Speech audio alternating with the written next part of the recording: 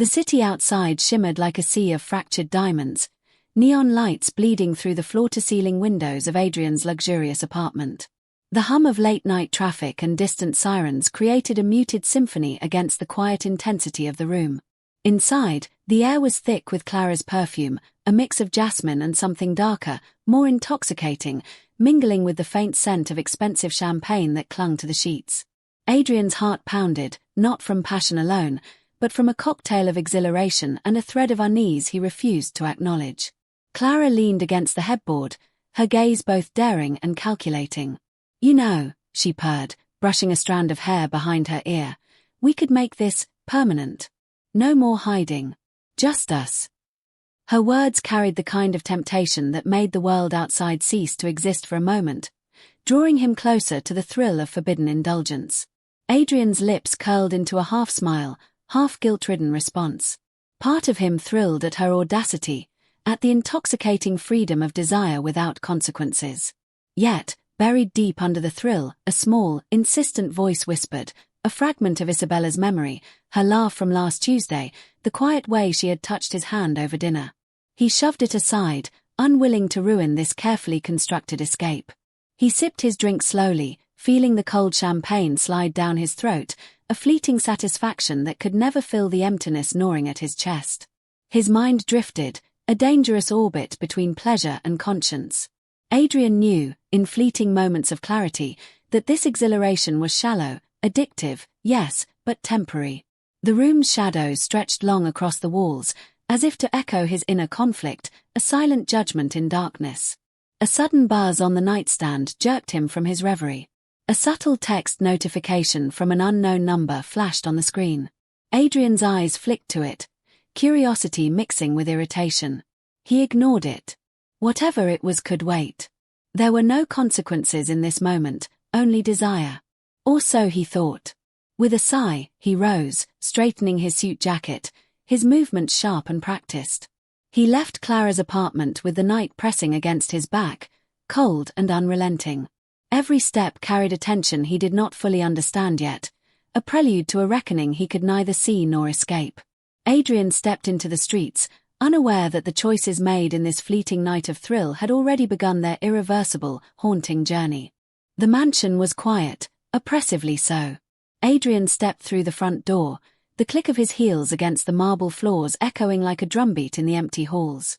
The early morning light filtered weakly through the tall windows, casting long, angular shadows that made the opulence of his home feel cold and unfamiliar. Every sleek surface, every meticulously arranged piece of decor, now seemed sterile and alien. The silence pressed against him, a tangible weight that tightened his chest and pricked at the edges of his conscience. Something was different.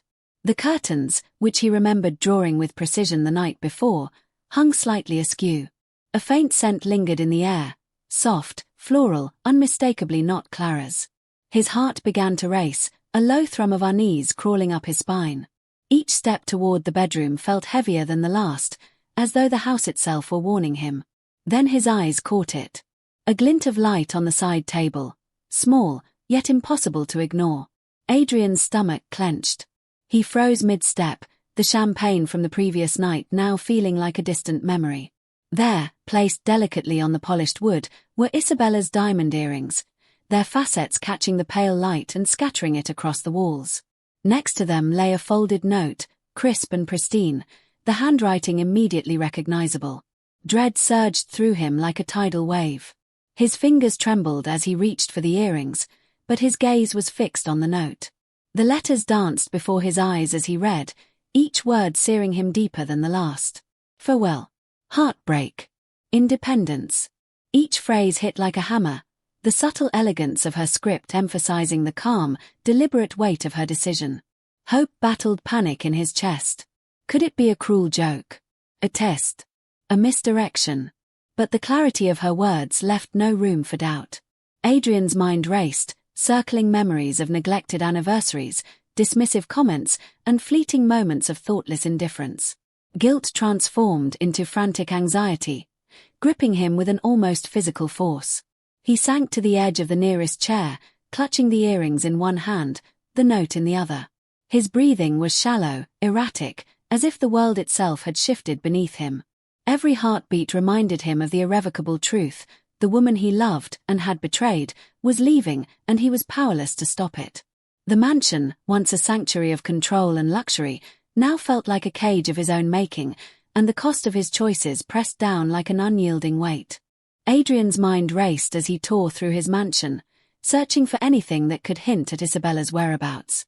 Her phone lay untouched on the side table, the screen dark and unresponsive. He rifled through drawers, scrolled through old messages, scanning for recent calls or texts that might betray even the faintest clue.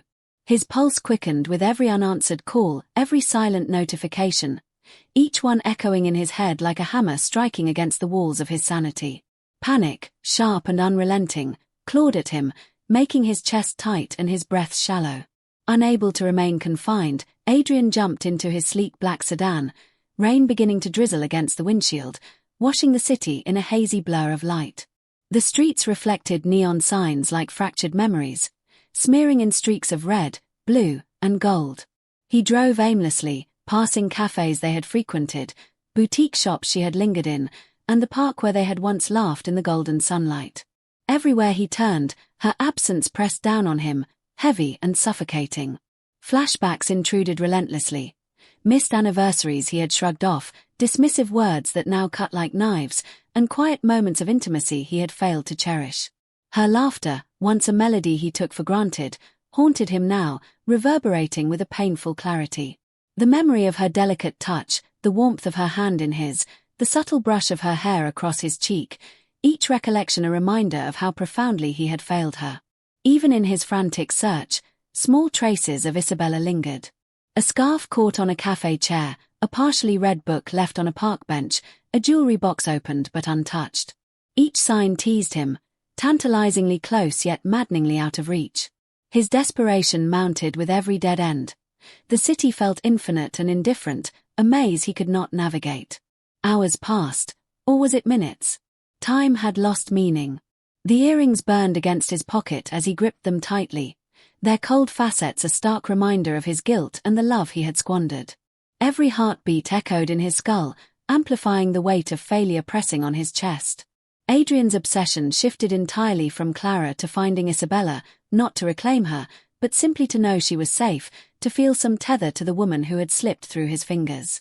The night stretched on, relentless and unforgiving, as he raced through rain-slick streets, haunted by the echo of his own mistakes. Adrian stormed into Clara's apartment, the rain from the night cascading down his coat, soaking him to the skin. The city's neon lights reflected off the wet pavement outside, flickering against the glass walls like shattered fragments of his conscience. Clara lounged on the sofa, elegant and composed, her legs crossed, a faint smirk playing at the corner of her lips. The air was thick with the scent of her perfume and the faint trace of alcohol lingering from the earlier night, a reminder of everything Adrian had sacrificed in pursuit of fleeting pleasure. "You're here," Clara said softly, amusement lacing every word. "I wondered when you'd realize running around the city like a madman doesn't solve anything." She sipped her wine slowly, her eyes glinting with a mixture of curiosity and subtle triumph. Adrian's chest tightened. The earrings burned against his palm, heavy with guilt and urgency. "I need to know where she is," he demanded, voice tight, nearly strangled with desperation. "Where's Isabella?" Clara tilted her head, her smile widening ever so slightly. "You know I can't tell you that. She's strong, independent. She's always been more than anyone could ever contain." Her words were deliberate, taunting, yet hinting at the very qualities Adrian had once cherished but now taken for granted. Adrian's internal struggle reached a fever pitch. Shame, rage, and helplessness collided violently inside him. He realized, with bone-deep clarity, that his affair had stripped him of any moral authority. He was exposed, vulnerable, a man stripped bare before the consequences of his own recklessness. His mind spiraled with the memory of her words, her gentle confrontation during a dinner weeks earlier. Isabella had spoken of his emotional distance, the small betrayals he had ignored. He had laughed it off then, masking his guilt behind charm and excuses. The memory hit him like a whip. "I hope one day you see the heart you're losing." Those words now echoed relentlessly in his mind, sharper and heavier than any blade. Every laugh, every dismissive comment, every moment he took her for granted surged through him, leaving him raw and aching. Without another word, Adrian turned and stormed into the rain-soaked night, the city blurring around him. The diamond earrings pressed cold against his palm, a constant reminder of the love he had betrayed. Determination flared within him, mingled with desperation. He would find Isabella, not yet for reconciliation, not yet for redemption, but to confront the magnitude of his own mistakes and perhaps to face the truth of what he had lost forever. Adrian's car tires crunched against the gravel path as he pulled up to Isabella's favorite hideaway, a secluded lakeside cabin they had visited countless times in happier days. The rain had eased into a fine drizzle, leaving the air heavy with the scent of damp earth and pine. The lake, normally a mirror of their shared laughter and whispered secrets, glimmered under the pale moonlight, serene yet oddly foreboding. Mist curled along the water's edge, ghostly tendrils that seemed to mock his desperate hope. He stepped out of the car, the diamond earrings pressing cold and unforgiving in his palm.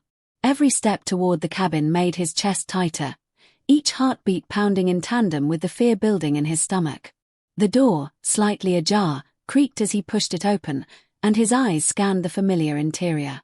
A half-burned candle leaned against the windowsill, a scarf draped over the railing, subtle markers of her presence, yet haunting in their silence. Isabella was gone. Adrian called her name, his voice cracking, carrying across the water, but only emptiness answered. The echoes bounced back, mocking him, emphasizing the isolation that now wrapped around his soul. Panic surged, clawing through his chest, threatening to drown his rationality. He scoured the cabin for anything, any sign of where she might have gone, but found only memories and silence. Then, a sudden buzz from his phone startled him. An unknown number. The message was short, deliberate: "Look inside your car." His hands shook as he sprinted back, rain soaking through his coat, lightning occasionally illuminating the surrounding forest with stark, fleeting brilliance. Inside the car, carefully placed on the passenger seat, was a neatly folded letter. His name written in Isabella's flowing script.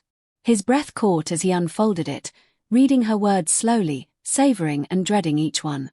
She spoke of leaving, not in anger, but for her own safety and self-respect. She referenced memories of laughter, of tender nights they shared, reminding him of all he had ignored.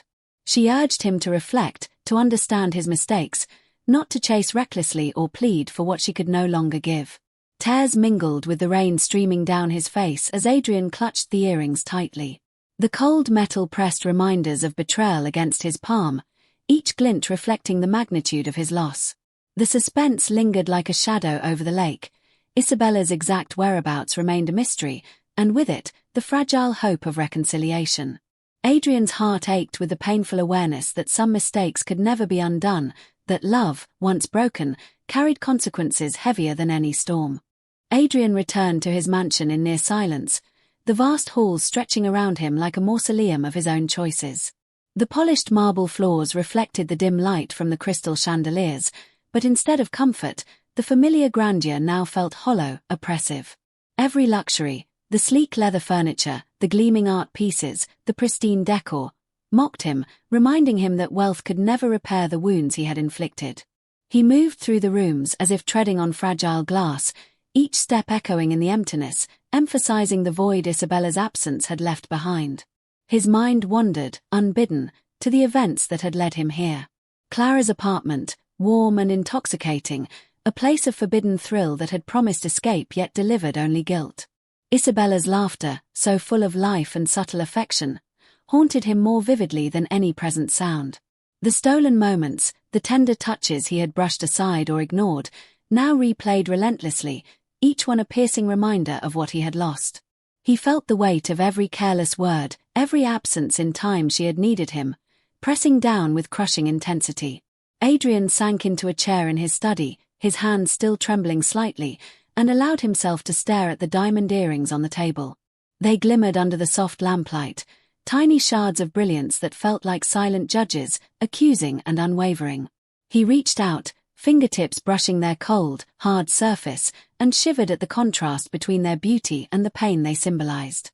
Each facet reflected his guilt back at him, a constant reminder that some consequences were irreversible.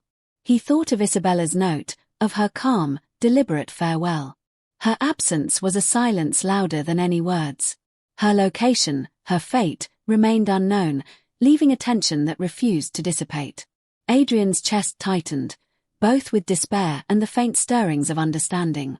He realized some love could never be reclaimed, that certain choices carried permanent marks. Yet within that recognition lay a fragile seed of transformation, a chance to confront himself honestly, to acknowledge his failings, and perhaps, in time, to become a man capable of true reflection. Finally, Adrian rose and moved to the window. The city stretched beneath him, lights flickering like distant promises, vast and indifferent. He gazed into the night, haunted and introspective, feeling the full measure of loss, yet a cautious hope stirred, a quiet acknowledgement that while some bridges were burned forever, the path to self-awareness, redemption, and understanding could still begin. He exhaled slowly, the mansion around him silent, holding the echo of a life forever altered.